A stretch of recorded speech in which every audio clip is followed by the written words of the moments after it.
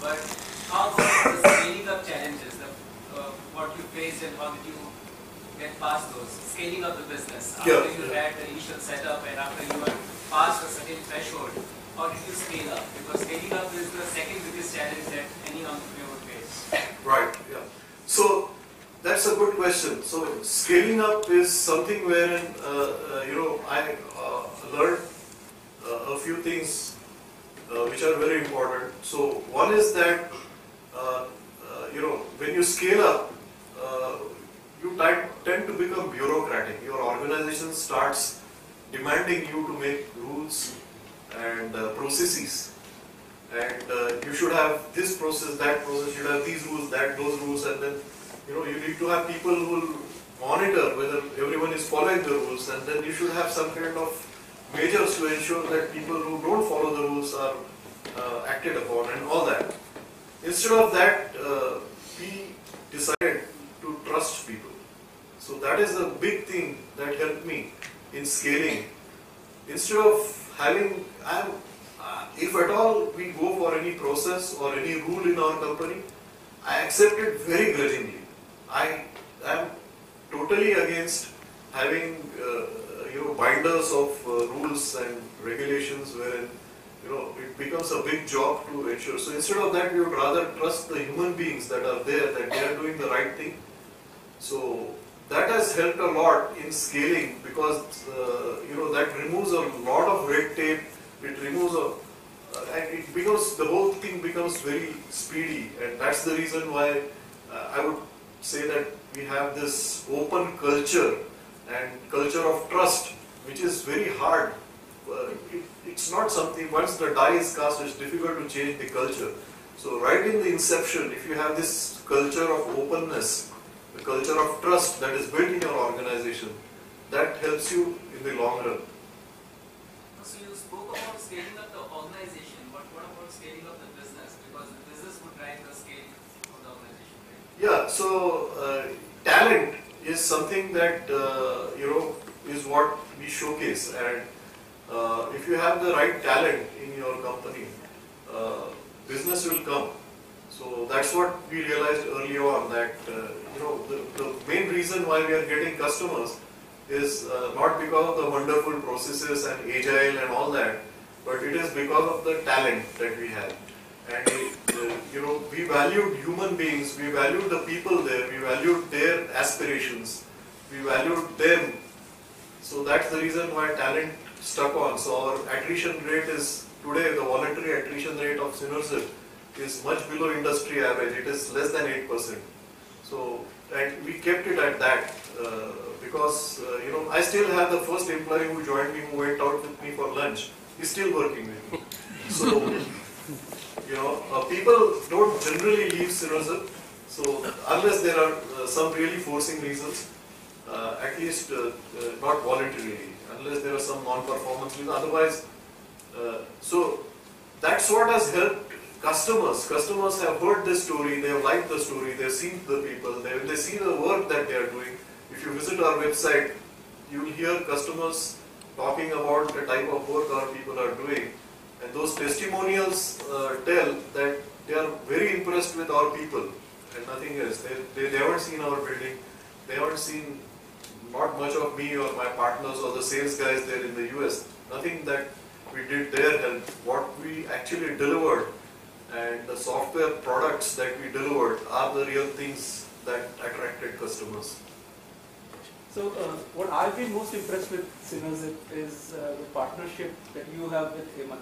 I think that has been absolutely the key in my mind to the success of Synerzip. There must be a lot of things that we can learn from you about how you found your partner and how you worked through all these more than 10 years with him and made this successful. So what are your... Yeah, so that's a good point Giri has brought up. Giri says that the main reason for this, one of the main reasons is my partnership with Hemant, my counterpart in the US, who handles the US operations. So Hemant is also an IIT Delhi and then Chicago School of Business graduate in, and then he had worked with McKinsey and I2 and stellar career. And when we were building this product, we were looking for a COO kind of person, and that time Hemant was looking for a startup because he had seen I2 doing very well as a startup. So he was out of I2 and he was looking to join a startup. That's when we met Hemant, and he joined us in our product company. Then he saw me delivering software, and he was quite impressed maybe with the unit I had here delivering from offshore. He was quite impressed with the engineers that we had here. So probably he had this idea that one day we will work together to build this new business model. So this was already there, and still the bridge was not there. I mean, the two of us were working separately. One day we were driving together, and then we got talking, and then he said that you are from IIT Mumbai, how did it all start? So no, I said first year I was in IIT Kanpur. So he said, then you might be knowing my sister's husband, my brother-in-law. So he introduced me to, he just told me about him, and then it so happened that we were very close friends, his sister's husband and me, and then we met, and then the bridge got built. So thanks to the IIT alumni bridge, that helped a lot there in connecting. So this, once you have this alumni connection happening at particularly in IIT alumni, that bridge is, you start recognizing and you start relating with each other very easy. So that's how I think the trust relationship between me and Hemant was instantaneous at that stage. And after that, we have always trusted each other and our people. So that has helped, I would say, a lot in continuing this relationship throughout for the last close to now 11 years.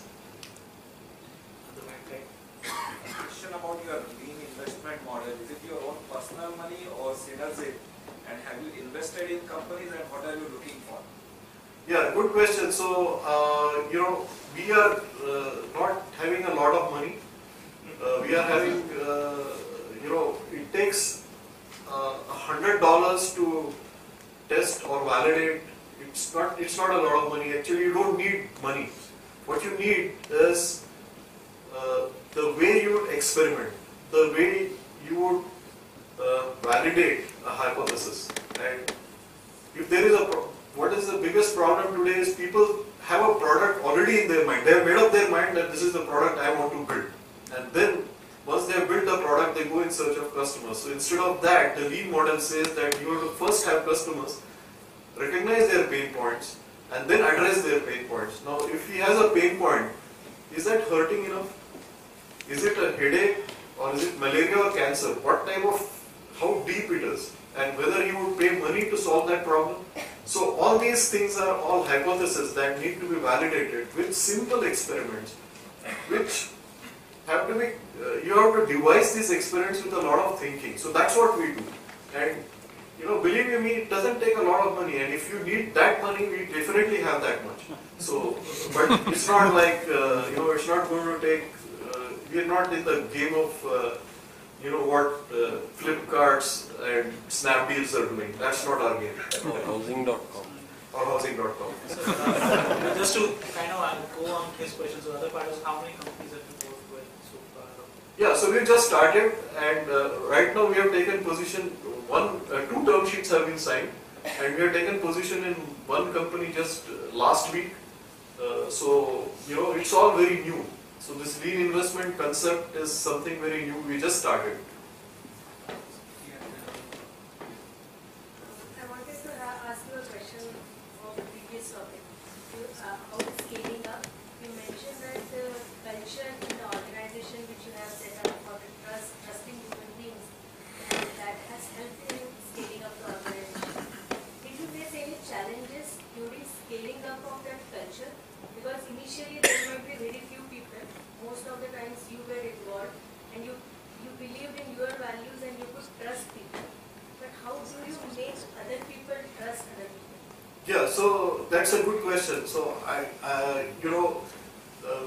whenever somebody came to me saying that, I have this feeling that this guy is not doing a job, right? So I would say that, why are you saying so? So he said that, this